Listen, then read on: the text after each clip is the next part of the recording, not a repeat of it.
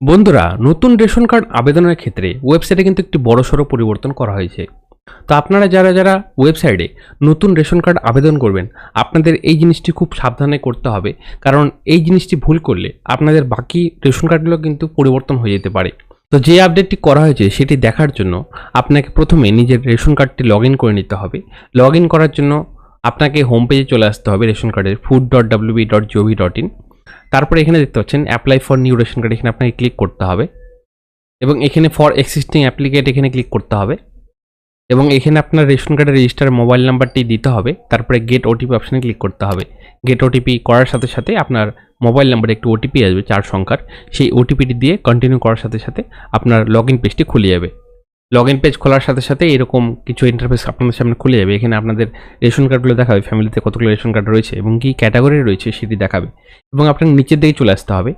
এবং নতুন ration card আবেদনের ক্ষেত্রে আমরা কিন্তু ফর্ম নাম্বার 4 ফিল আপ করতাম, তো সেটি আমরা দেখে নেব কি নতুন আপডেট করা হয়েছে। তো অ্যাপ্লাই নাও আপনাকে ক্লিক করে দিতে হবে। এখানে দেখুন একটি মেসেজ কিন্তু চলে এসছে যে আপনার পরিবারের বর্তমান ক্যাটাগরি হলো এনএফএস এর এসপিএইচএস বা পিএইচএস এর রাজ্যের জন্য এটির একটি সীমা রয়েছে।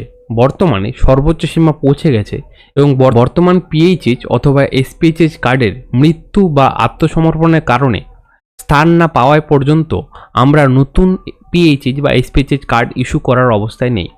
এই প্রক্রিয়ায় দীর্ঘ সময় লাগতে পারে। আপনি আপনার পুরো পরিবারকে RKSY1 তে রূপান্তরিত করতে পারেন, যা একই সুবিধা বহন করে এবং সমস্ত সদস্য অনুমোদনের সাথে সাথে RKSY1 কার্ড পাবেন। তো এখানে দেখুন যে আপডেটটি করা হয়েছে, আপনি যদি এখন নতুন রেশন কার্ড অ্যাপ্লিকেশন করতে চান তো সেই ক্ষেত্রে আপনাকে এই দুটো অপশনের মধ্যে খুব সাবধানে সিলেক্ট করতে হবে। কারণ যেহেতু আমি ফর্ম নাম্বার 4 সিলেক্ট করলাম, তো সেই ক্ষেত্রে এখানে দুটো অপশন আসলো এবং যে মেসেজটি বলেছে বর্তমানে প্রত্যেকটি রাজ্যের একটি করে কোটা রয়েছে। এনএফএসসির তরফ থেকে পিএইচএস অথবা এসপিএইচএস ক্যাটাগরি প্রত্যেকটি রাজ্যে একটি করে কোটা দেওয়া হয়। তো আমাদের পশ্চিমবঙ্গে সেই কোটা কিন্তু পূর্ণ হয়ে গেছে। আপনি যদি এখন আবেদন করেন তো সেই ক্ষেত্রে আপনাকে এই দুটো অপশনের মধ্যে ভালোভাবে দেখে সিলেক্ট করতে হবে, নইলে কিন্তু আপনি কিন্তু ভুলবশত নিজের পরিবারের সকল সদস্যের কার্ডগুলোই RKSY-তে রূপান্তরিত করে দেবেন। এখানে দেখুন বলা রয়েছে যে আমি অবিলম্বে কার্ড পেতে চাই, তাই আমি আমার পরিবারের সমস্ত কার্ড RKSY1-তে রূপান্তরিত করতে চাই। এটি যদি আপনি ক্লিক করে প্রসিড করেন তো সেই ক্ষেত্রে আপনার পরিবারের যতগুলো কার্ড রয়েছে সেগুলো যদি পিএইচএস হয় অথবা এসপিএইচএস হয় সেটি কিন্তু অটোমেটিক RKSY1-এ রূপান্তরিত হয়ে যাবে। এই জিনিসটা আপনারা ভালোভাবে খেয়াল করে সিলেক্ট করবেন। এবং পরবর্তী দেখুন কি বলা রয়েছে যে আমি আমার বর্তমান পিএইচএস অথবা এসপিএইচএস শ্রেণীর কার্ড রাখতে চাই এবং নতুন পিএইচএস এবং এসপিএইচএস কার্ডের জন্য অপেক্ষা করতে প্রস্তুত। তো আপনাকে এই অপশানটি সিলেক্ট করতে হবে।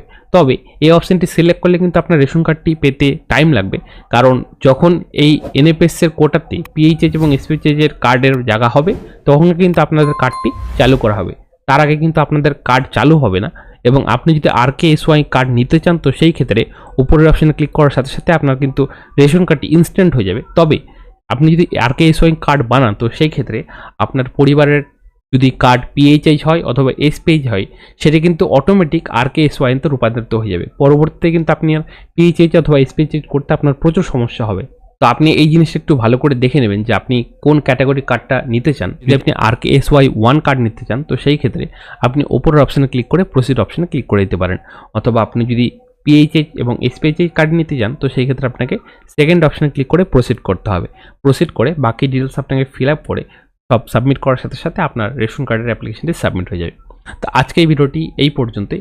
এটি একটি ছোট্ট আপডেটের ভিডিও ছিল আপনাদের জানানোর জন্য যে বর্তমানে কিন্তু এই আপডেটটি হয়েছে। এই ভিডিওটি এই পর্যন্ত। ভিডিওটি ভালো লেগে থাকলে ভিডিওটা অবশ্যই লাইক করে আমার উৎসাহ বাড়াবেন। তো দেখা হচ্ছে একটি নতুন ভিডিও, একটি নতুন টপিক নিয়ে। ভালো থাকুন। ভিডিওটি দেখার জন্য অসংখ্য ধন্যবাদ।